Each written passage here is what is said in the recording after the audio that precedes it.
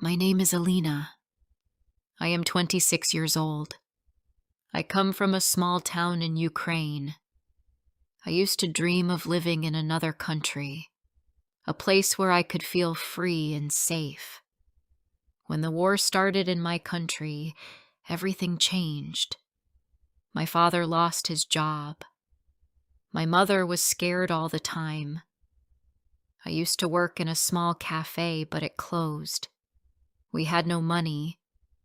The streets were not safe. I wanted to leave, but I didn't know where to go. One day, my friend Oksana said something that stayed in my head. "Alina," she said, "you're smart and beautiful. You should go to the UK. Start a new life." I laughed. "The UK? I don't even speak perfect English." She smiled. "You speak well enough. You can learn more. Some girls marry men from the UK. Then they get papers. They stay.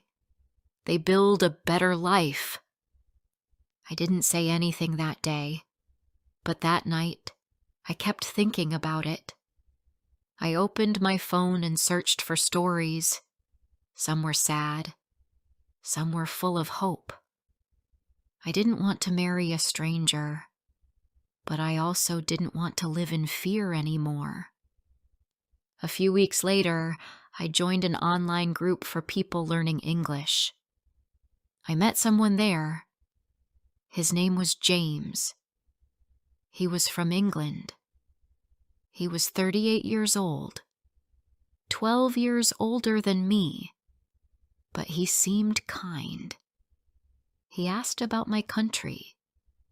He said, "I'm sorry for what you're going through."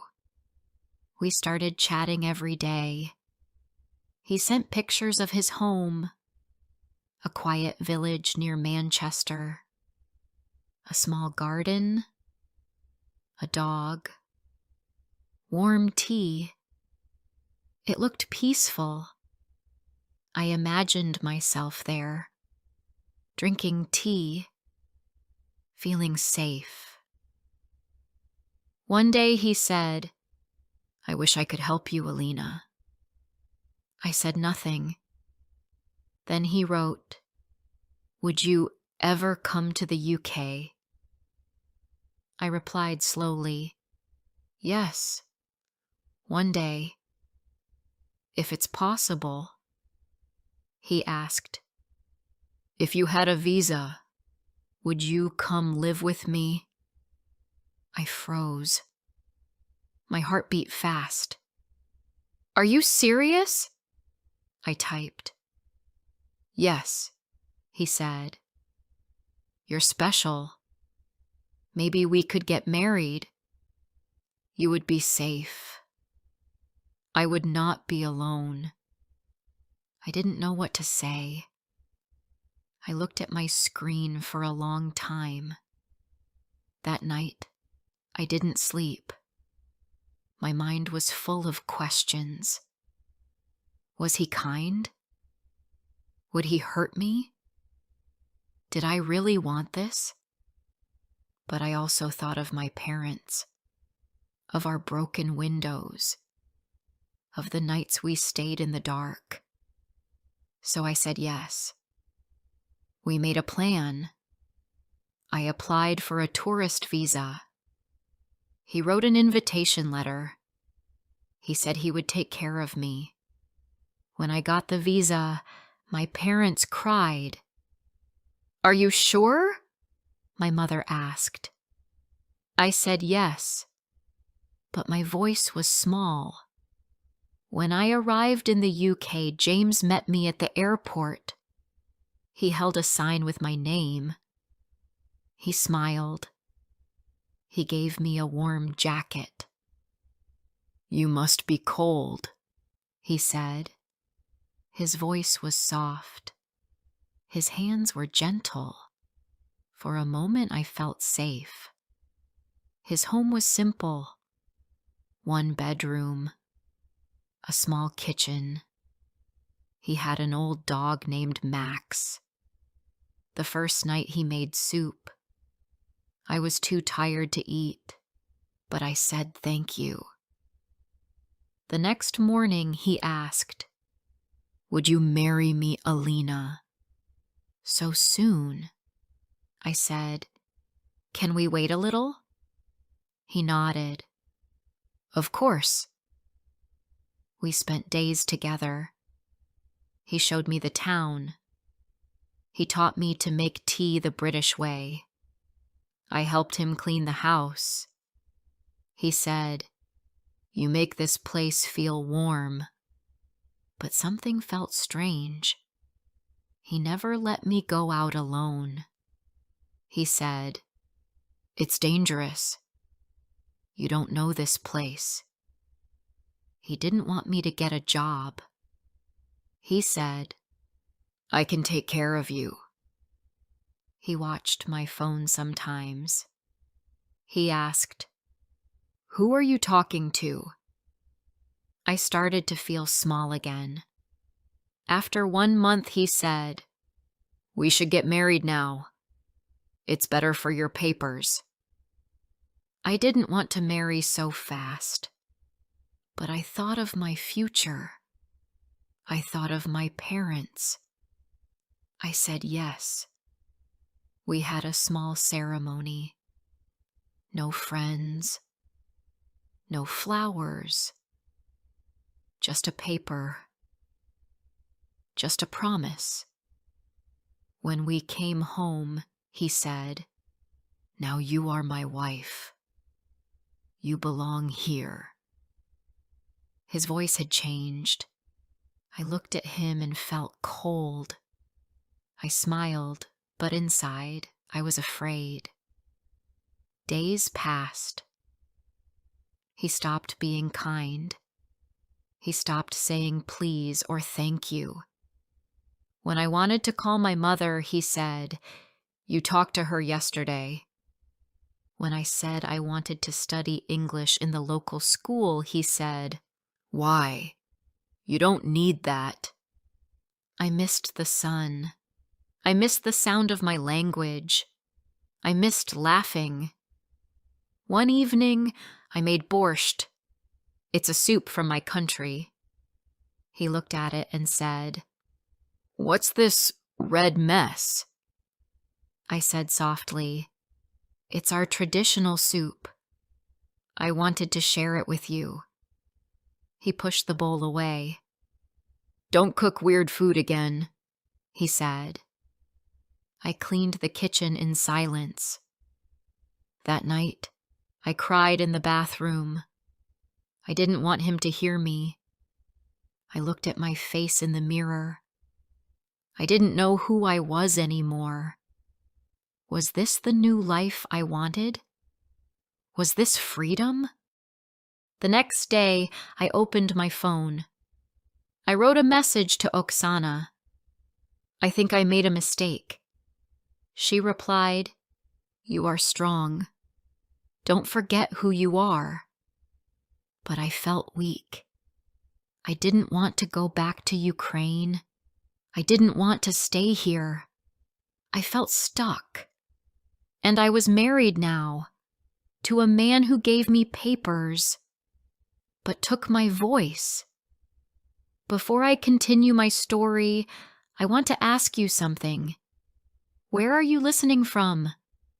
Sometimes I wonder if someone out there really understands me. Just knowing you're here gives me strength. The days turned into weeks. I stayed in the house almost all the time. James didn't say I couldn't leave, but every time I asked to go for a walk or visit a library, he gave me a reason why it was not a good idea. "There are strange people outside," he would say. "They don't like foreigners." Sometimes I believed him. Other times, I wondered if he just didn't want me to be free. I tried to stay busy. I cleaned the house. I cooked simple meals. I studied English with an old grammar book I brought from Ukraine. I spoke to the dog Max in full sentences. He never complained. James grew colder every day. He no longer smiled when he came home.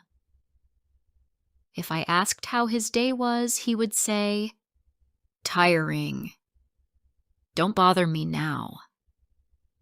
If I wore makeup, he asked, "Who are you trying to impress?" If I dressed up, even just a little, he looked at me with suspicion. "You don't need to look pretty to go buy milk," he once said. I started to wear old clothes, keep my hair tied back, and stay quiet. I tried to make our home feel warm. I added a little tablecloth my mother had sewn by hand. I placed a tiny plant in the kitchen window. But James noticed. "Why are you always changing things?" he asked. "This is my house. You're just a guest here." A guest? That word hit me hard. I was his wife, but he saw me as a guest, someone who didn't belong. One day, I asked if I could join a local English class. It was free, just 2 hours a week at the community center. He said, "No. You'll meet people. They'll fill your head with ideas." I said, "What kind of ideas?" He replied, "Ideas about leaving me." I started to write a diary. At night, after he fell asleep, I wrote small things. I wrote about the sky, the wind, the taste of tea. I also wrote how I missed my father's stories, my mother's voice, the smell of fresh bread from the bakery near our old house. Writing helped me breathe. Sometimes I called my mother, but I never told her the truth. I didn't want to worry her. She would ask, "Is he kind to you?" And I would answer, "Yes, Mama, he is kind." Then I would quickly change the topic. I felt like a liar, but I also felt trapped. One morning, James was already gone when I woke up. On the table was a note. "Back late. Don't go anywhere." I sat by the window and stared at the rain. I wanted to run outside and feel the cold water on my face.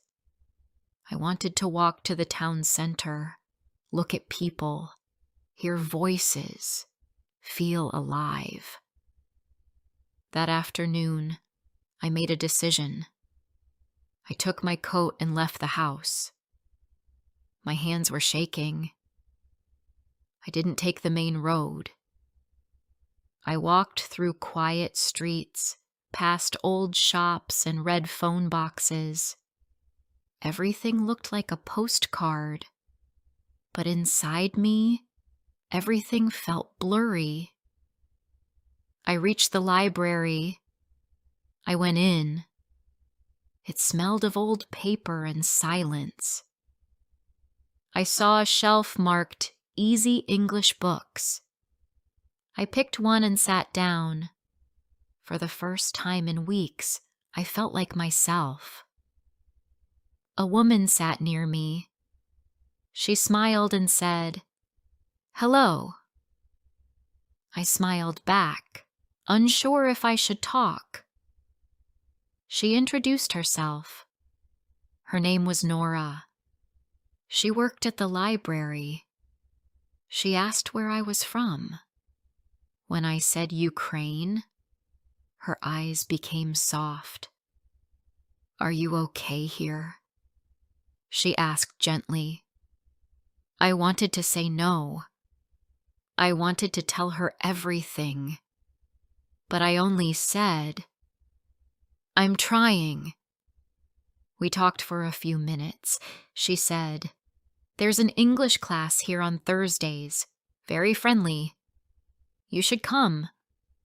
I said, "I'm not sure I can." She gave me a card. "If you ever want to talk, come see me." I went back home quickly. My heart was beating fast. James came home an hour later. He didn't ask where I'd been. But that night, he looked at my shoes near the door. He said nothing. The next day, I stayed home. I didn't want him to get suspicious, but I couldn't stop thinking about that small card in my pocket. 2 weeks passed. Then something happened. One night, James came home drunk. I had never seen him like that. His face was red. His words were messy. He dropped his keys and shouted, "You don't even care if I come back or not." I stood still. "Why are you yelling?" I asked. He pointed at me. "Because you're just using me." I felt my heart stop. "What do you mean?" I whispered. "You married me for a passport. Don't act like you love me." I couldn't speak. Maybe he was right. Maybe I had used him. But I had also given up everything. My home, my language, my peace. He walked toward me. His hands were shaking. "I should have known. All you girls are the same." I stepped back. "James, you're scaring me." He stared at me for a long second, then laughed. A bitter, ugly laugh. Then he dropped onto the sofa and fell asleep. I stood in the kitchen for a long time. My hands were cold. My feet felt heavy. I looked at the little plant in the window. It was dying. Just like me. The next morning, I packed a small bag, just a few clothes, my diary, my passport. I put the dog's bowl full of food. I kissed Max on the head. "I'm sorry," I whispered. I left the house without a sound. I went straight to the library. Nora was there. She looked surprised to see me. "I need help," I said. My voice cracked. She led me to a small room in the back. I told her everything. I cried. She held my hand and said, "You're not alone." That same week, she helped me speak with a women's support group. They gave me a safe place to stay. They connected me with people who understood. A kind woman named Fatima gave me warm clothes and sat with me for hours, listening. Slowly, I started to feel human again. I joined the English class at the library. I made friends, people from Syria, Iran, Nigeria. All of us were far from home. All of us were trying to build new lives. One evening, after class, I walked to the cafe across the street. I ordered tea. The lady behind the counter smiled and said, "Pretty accent. Where are you from?" I smiled. "Ukraine." She said, "Welcome." It was a small word, but it meant everything. I didn't go back to James. I didn't call him. Later, I learned that he told people I ran away, that I lied to him, but I didn't care anymore. I had found something more important than a visa. I had found my voice. I applied for a support visa through the help of the Women's Center. It would take time, but I was patient. For the first time, I wasn't running anymore. I was standing still, but strong. I started to volunteer at a local school as a teaching assistant. I helped children learn simple English words. They made me laugh. They called me Miss Alina. One little girl from Poland gave me a paper flower. "For you," she said, "because you're nice." I took it home and placed it by the window. The old plant was gone. But this flower, this one, was new. The months passed slowly, but they were full of change. I moved into a shared flat for women starting new lives. It was small, but it was mine. I had my own key, my own bed, a shelf for my things. It didn't matter that the walls were thin or that the heater made strange sounds. I felt safe. I could breathe again. Every morning, I made tea and sat by the window. I wrote in my diary. My English was getting better. I used longer sentences now. I wrote about the school, the children, the things I wanted to do. I also wrote about pain, not because I wanted to remember it, but because I needed to let it go. One day, at the community center, I met a woman named Sarah. She was a counselor.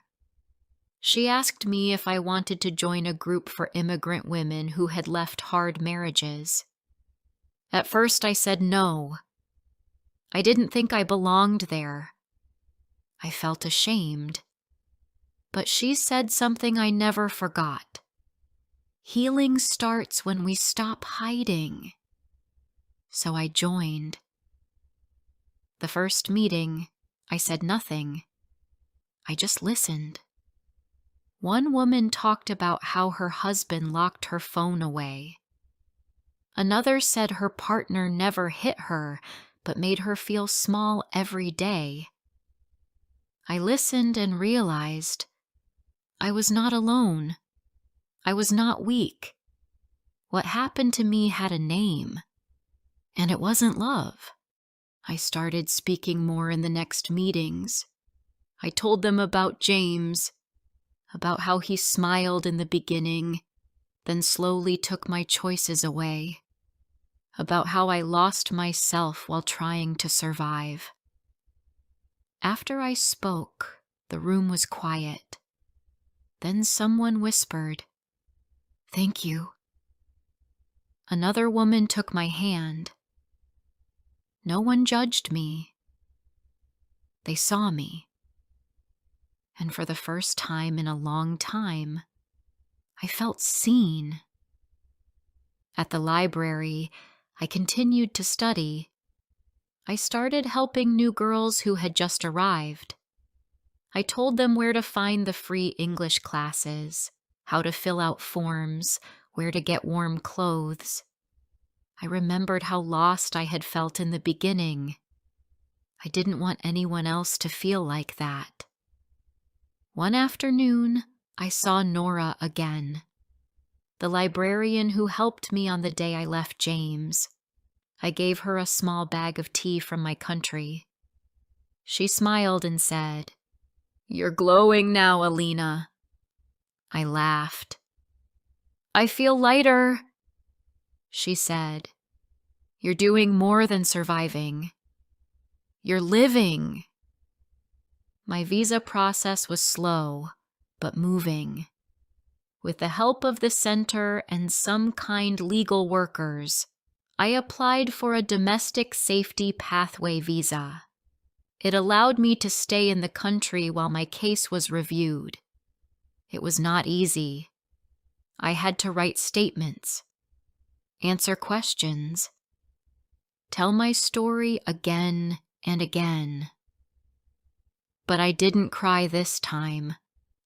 I told the truth, and I was no longer afraid of my truth. One morning, I received a letter. My visa had been approved for 3 years. I could live and work legally. I could start something real. I sat on my bed and cried. But this time, they were tears of relief. I called my mother. I told her everything. She cried too, but she also said, "I'm proud of you, my brave girl." She didn't judge me. She didn't ask why I married him. She only said, "You followed hope. And now you're finding yourself."